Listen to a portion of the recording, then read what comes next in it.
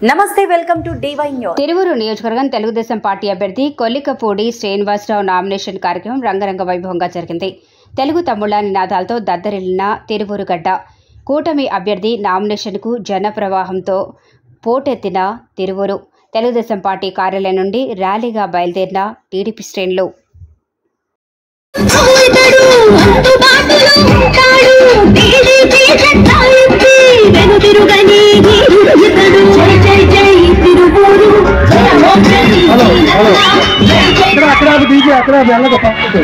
అక్కడ ఉంచు